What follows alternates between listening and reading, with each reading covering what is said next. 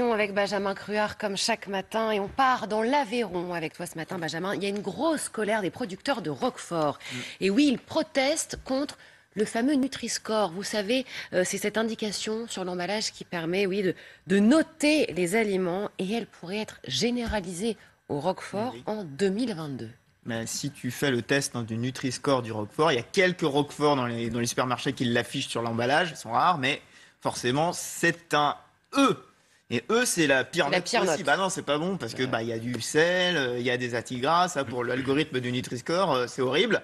Alors évidemment, les producteurs contestent à la fois cette notation de E et contestent même l'intérêt ou en tout cas la cohérence du Nutri-Score. C'est ce que nous explique le secrétaire général de la Confédération générale du Roquefort.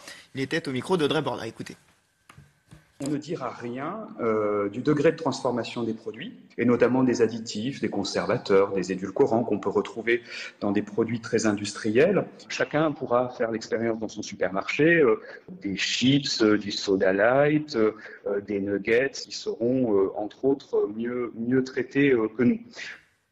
C'est vrai qu'il y a des choses assez, on va dire, étonnantes. J'ai regardé par exemple sur le site de McDo, les frites de McDo, qui sont pas, on va dire, dans l'inconscient collectif, en tout cas, l'illustration de la bonne diététique, on va dire, c'est noté B. Donc le Roquefort est noté E, les frites du McDo sont notées B. Les nuggets. Les nuggets sont notés mieux que E, voilà. Donc il y a un problème, en tout cas, économique, c'est ce que dit la profession. Je regardais cette étude de Santé publique France, justement, sur ce fameux Nutri-Score. Est-ce que ça joue ou pas sur l'acte d'achat ? Pour 53% des Français, il y avait quand même un impact sur le comportement d'achat. Oui, on regarde ces petites notes sur l'emballage. Voilà, donc ce que demande la profession, c'est au moins de revoir l'algorithme, si ce n'est être complètement exempté de Nutri-Score. Et justement, pour rentrer dans les clous, tu penses qu'il pourrait changer la recette ou pas ? Oh là, malheureux. C'est tendu. Non, les producteurs, tu joues avec ta vie. Non, mais en fait, ils peuvent pas. Parce qu'en fait, le Roquefort, c'est un savoir-faire ancestral. C'est le 15e siècle. Tu remontes au 15e siècle. Et c'est une AOP. AOP, tu touches pas à la recette. Oui. C'est ce qu'on nous explique dans une fromagerie, précisément à Roquefort.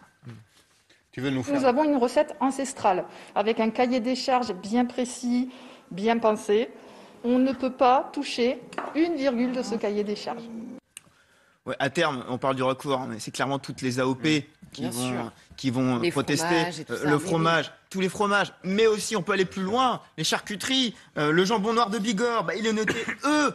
À côté, vous prenez un sandwich industriel sous vide, il sera noté B. Et c'est ça le Nutri-Score. Le jus de pomme artisanal, oui, il y a du sucre, il sera noté D. Alors qu'en face, le Coca zéro, il sera noté B. Donc voilà, attention, le Nutri-Score, c'est pas non plus le seul indicateur pour acheter. Merci Benjamin et on salue tous les producteurs de Roquefort qui nous regardent. Allez, on reste en région parce qu'on aime les régions évidemment. Direction Lyon, la ville de la gastronomie.